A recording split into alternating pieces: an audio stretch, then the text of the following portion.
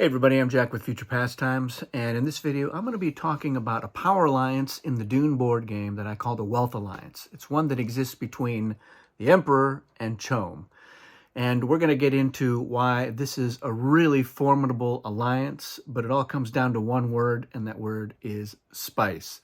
These are two of the richest factions, and they are going to, on a fairly regular basis, between them, have 20 spice per turn. So let's get into why this is such a strong alliance and what they can do for each other. So first of all, with the Emperor, they're going to be getting all of this income for bidding. And that includes cards that CHOAM buys, although what they can do is, because their alliance ability is to give spice to their ally whenever they want. Normally what that means is whoever is the Emperor's ally can essentially have free treachery cards, as long as the Emperor has enough spice to cover the cost. They can give that spice to their ally, who then pays the Emperor for that card. And this is especially important because CHOAM has a 5-card hand. So the Emperor can be very useful for getting those cards to CHOAM. There is another thing that the Emperor can do for their ally, but it's not especially effective for CHOAM, and let's get into what that is.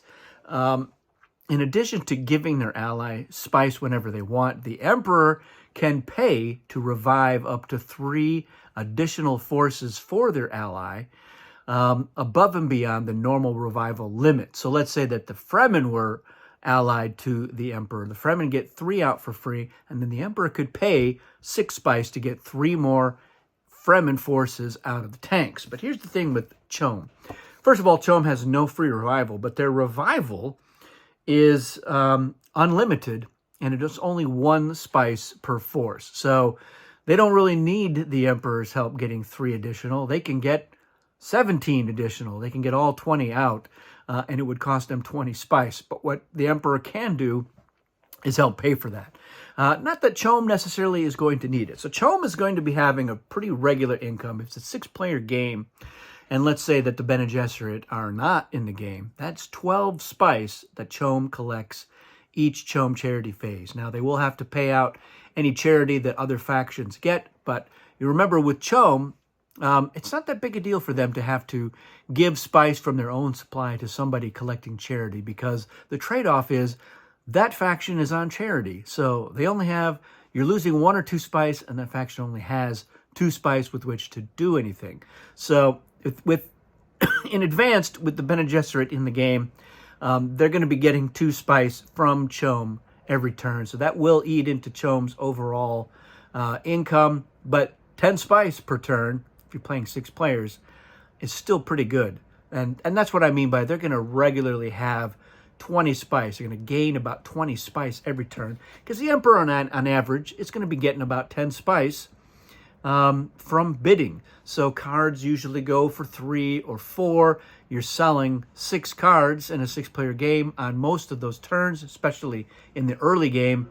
Now the Emperor will probably buy 1 or 2, but if they're getting 4 income for 4 cards, that's still probably about 12 spice, but let's round it down to 10. So they're going to be netting about 10 spice on average for a lot of those game turns. So between them, 20 spice, and that means that they've got spice to ship and spice to dial in advanced for combat.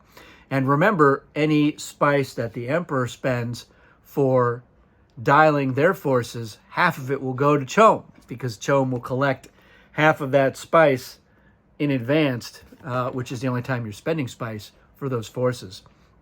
Now, there's another thing that CHOAM does.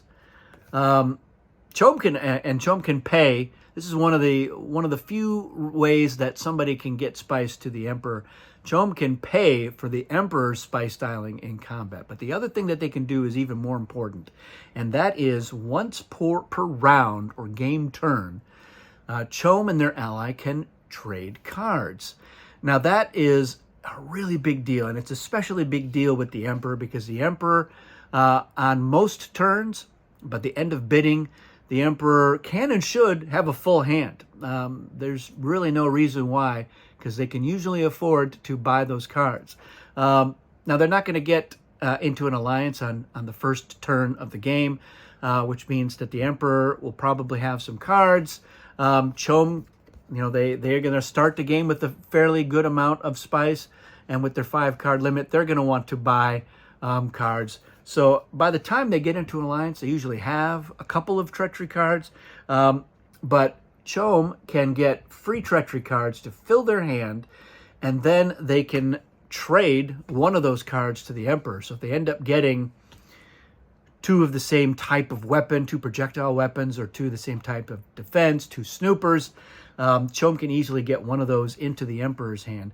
And the Emperor can unload his worthless cards, because CHOAM has the ability to use these worthless cards for special effects. So just about any card in CHOAM's hand is a useful card for CHOAM.